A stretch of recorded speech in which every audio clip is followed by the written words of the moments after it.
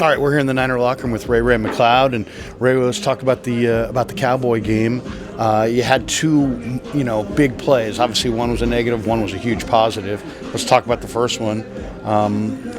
You haven't fumbled all year, man. I mean, how frustrating was that for you? It's always frustrating making a mistake. I take pride on that. Not having no turnovers all year, but unfortunately, it was a time in the game where, early in the game where as a team, we could still overcome it. My attitude, like always, next play mentality, relentless, you know what I'm saying? So, it happens. Someone, not myself, probably would have fair called it, but when I'm back there, I'm trying to score every time. And we have an attitude back there. It comes with a cost. You've been tremendously consistent this year, and then you backed it up on the next time you touched the ball. You went 53 yards. Tell us, what's going through your mind between the fumble and the next play, because there's only about 15 minutes of time there. Are you standing there on the sidelines cursing yourself? Are you mad at yourself? Are you getting frustrated? Are you staying positive? What's your mindset like in between there, before the next play? Next play? Before the next time you got a chance to return. I'm saying next play mentality. That's it happens, it's over with. Me doing that, I'm gonna do nothing.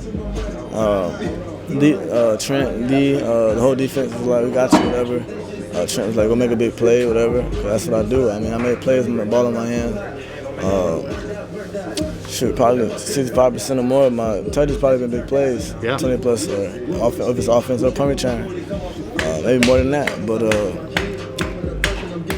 I knew it was gonna come. I just had to be patient and had to stay locked in.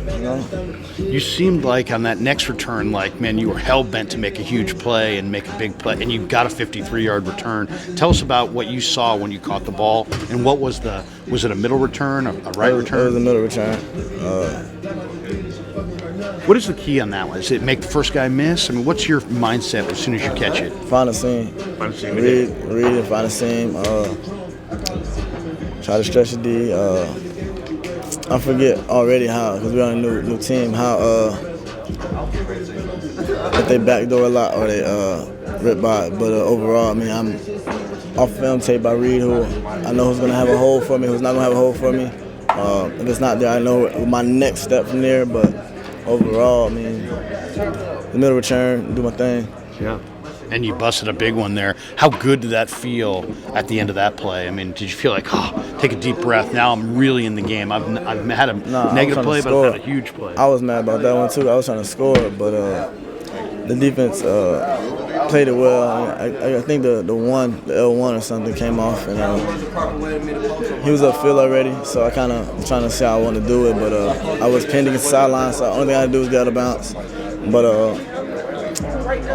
I was excited about it. It was a big play, but I was still like, damn, I should have scored. Or a few plays later before that, I still dropped the punt. In my mind, people probably forgot about it, but because of play. But me, I wasn't. Every day I work on that. So for me, I took pride in that, and I told Snyder, he kind of cussed me out about it. Cause I said, damn. I said, we won, so we're going to the NFC Championship. But I said, and I feel like my night got messed up at that point. He said, for what?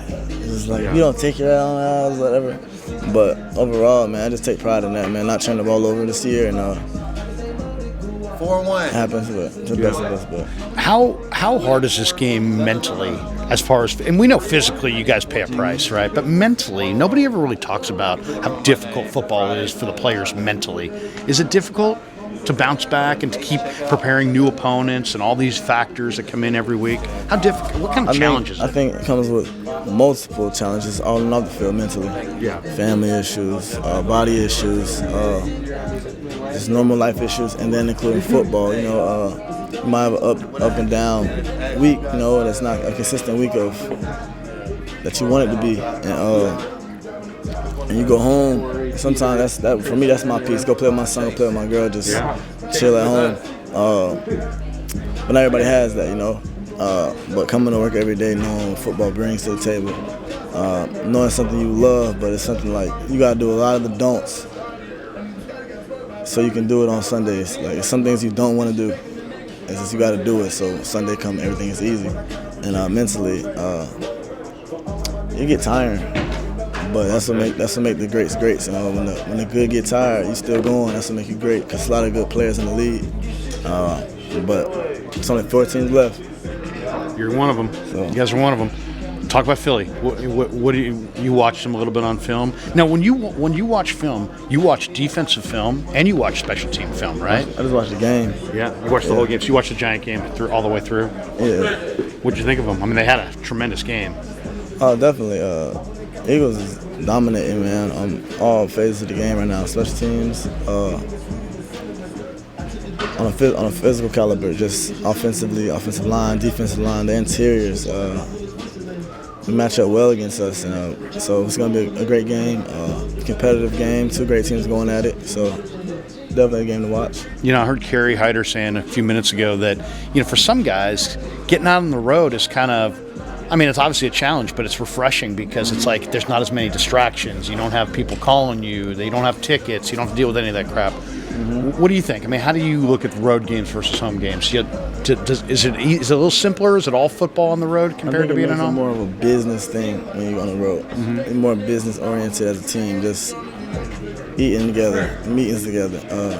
Nothing else to do, no families around. I mean, some families fly up, but overall, everybody just kind of watch football together or college games. College not right now, but whatever on the TV at the time, we sit around and watch games together, fellowship and all that. So it makes it more of a business trip, wind down, go to war, you know. So rather than at home, come in Saturday, walk through, everybody go back home to their families. We meet again at night, you know. So it's a big difference. You're a veteran. You've played in probably every stadium in the league. Not yet. Not yet. Okay. You haven't played in Philly yet? I haven't played in Philly. Oh, okay. Well, I was going to say, in Philly on Sunday, you're going to have a bunch of screaming all kinds of obscenities at you. What does that do to you? Does that fire you up? Does it piss you off? Does it motivate you? Do you block it out? I'll block it out. You block it out. Same thing on this little fumble thing, block it out. Yeah. People going to be a fan today, tomorrow be an enemy, and the next day be a fan again. So it's will come with the game, you know. Yeah. But I understand that, you know, and so, to be honest, I actually dealt with that in college. Going to Clemson, NC State, South Carolina was probably the worst team we played with that. They had to stop the game for a little bit because they were so close, but they could cuss at you, spit on you, throw stuff at you, and we scored a lot of times.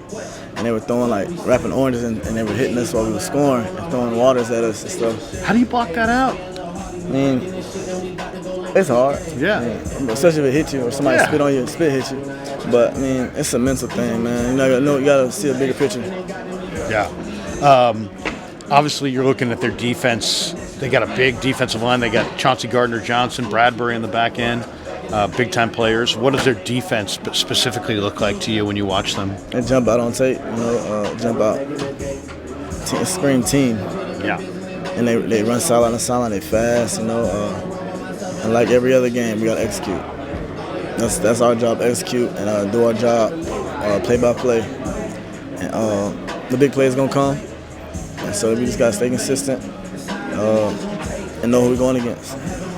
You guys have a lot of confidence in this room. There's a swagger to this team. Do you sense that, or am I wrong when I say that? It starts with my coach, man. The way Kyle walked, you can tell the way he walked. He walked with a swagger. He walked with a certain confidence, naturally, just his personality. And I think it all spills down to our team. What is Kyle like with you guys? Because he seems very cool, he's almost seems like a player in some ways. Yes, very much so. He's definitely a coach, but in ways it's just when you're just around, he's definitely a player's coach. You know, give you motivation, inspirational vibrations, and that's all you can ask for in a coach. You know, every day we come out, even if he's having a bad day, he got to make sure that he's around us having a good day, so we have a good day as a team. And that's part of being a leader. Last one for you. When you get on the field pregame in Philly on Sunday, what do you want to do? You want to field? You got a certain number of punts you want to field? Do you? I mean, what is your pregame field routine before you? You know, obviously you have things that you do here, music and whatnot. But on the field, what are you trying to do before the game? See, I watch the other team's punter. See how he kick in. He's consistent. A number of yards he's kicking. What type of kicks I feel like he's starting to feel out himself that he's liking, or Win. Overall, other than that, I mean, I'm out there catching punts, warming my mind up. Not even my body, warming my mind up mentally. Play my game, my pace of game. Are there any decisions you've got to make as far as, like, do you use a deeper cleat on a certain surface? You same cleats every week. Yeah, that's A, not only. Yeah, it doesn't make a difference to you. It's not only, unless it's storming, you got to change it up then, but it's going to be cold. So. Yeah. Philly's, going to be raucous and the place is going to be rocking, but you guys are playing for a Super Bowl here. The focus has got to be intense.